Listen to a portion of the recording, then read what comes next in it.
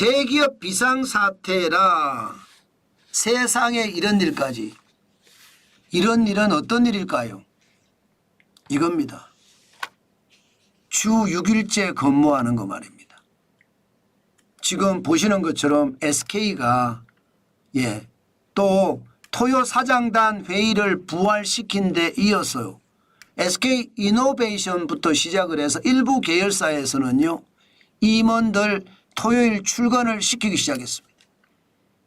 지금 삼성전자는 토요일이나 일요일 하루 8시간 근무를 하게 이미 했잖아요. 삼성전자는. 이제 SK도 동참, 완전히 동참했다는 뜻이에요. 야, 이거를 보니까 사실은 저는 무섭다는 생각이 들어요. 포스코 보세요. 포스코.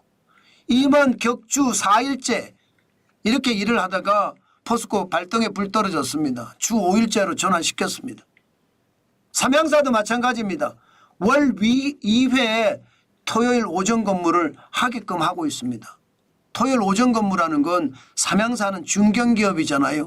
중견기업까지도 지금 임원들을 출근을 시켜서 위기에 대응하도록 한다는 뜻이니까 와, 이거 되게 충격적이지 않으세요?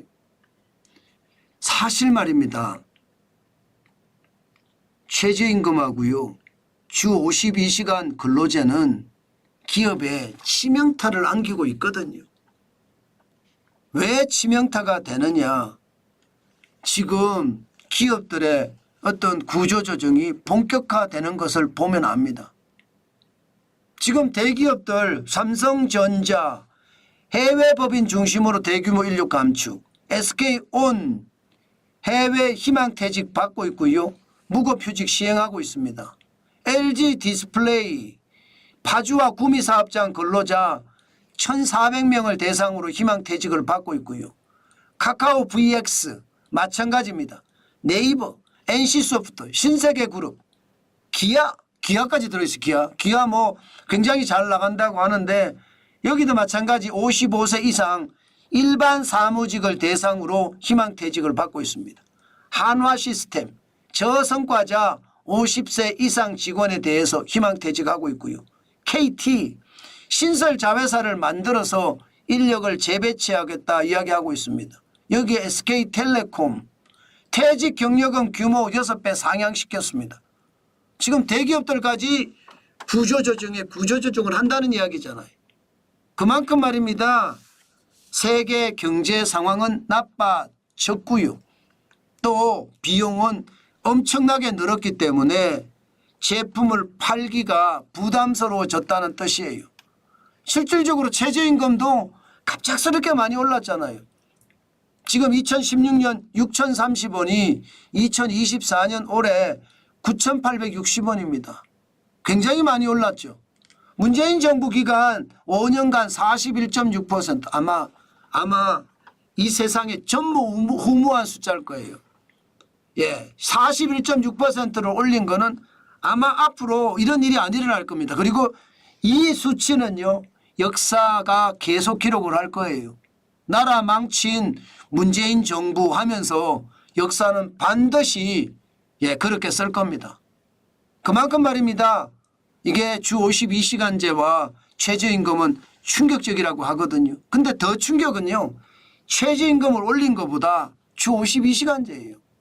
주 52시간제는요. 아니 68시간을 갑자기 말입니다. 갑자기 16시간을 날렸어요. 주 16시간을 날렸습니다. 그러면 여러분 기업들이 성장을 할 수 있겠습니까? 아니 그것도 강제야 강제.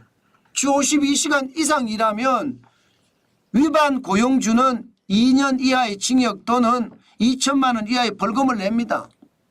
미쳤죠. 주 68시간제가 주 52시간제로 확 바뀌면서 대한민국은 꼬꾸라지기 시작했다. 저는 그렇게 생각합니다. 안 꼬꾸라지면 그게 이상하죠. 안 꼬꾸라지면.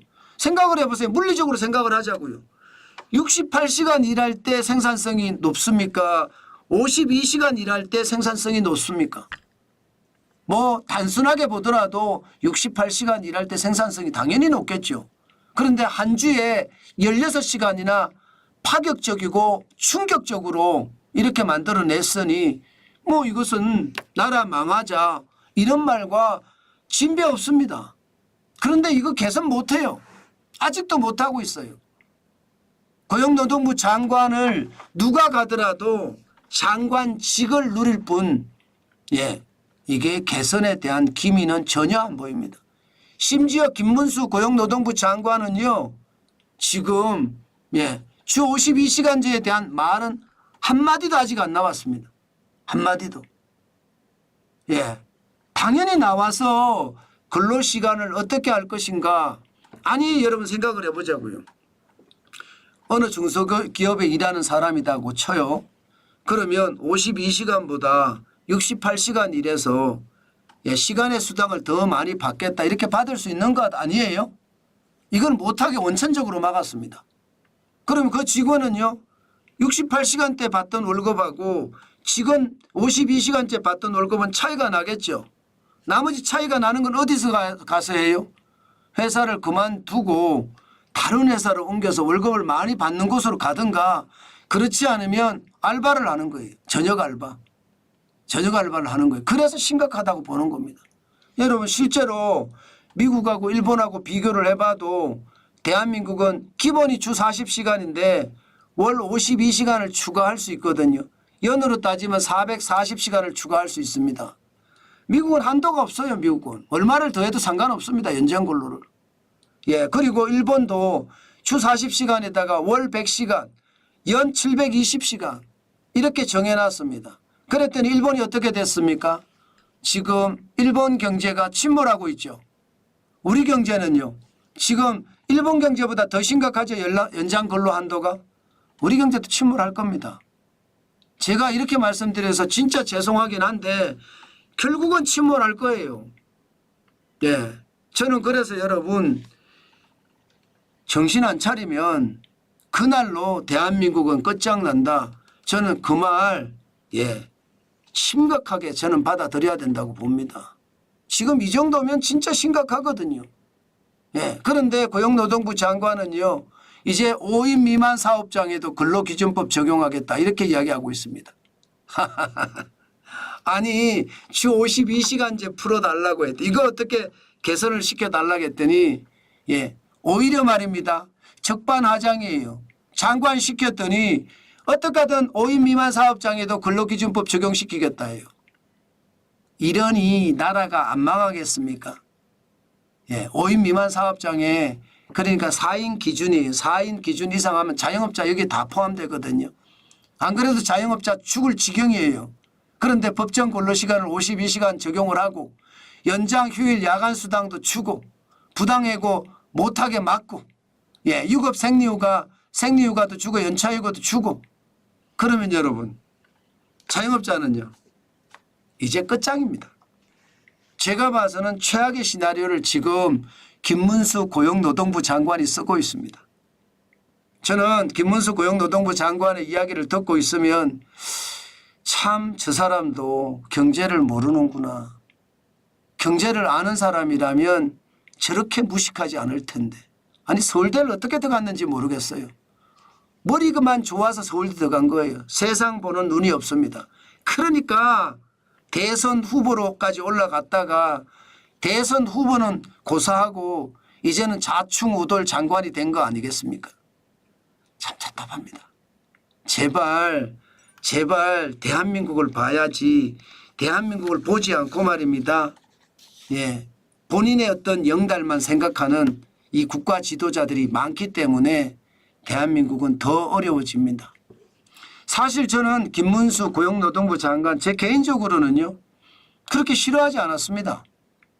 국가를 위해서 투사처럼 행동했다. 저는 그런 생각이 좀 있었거든요.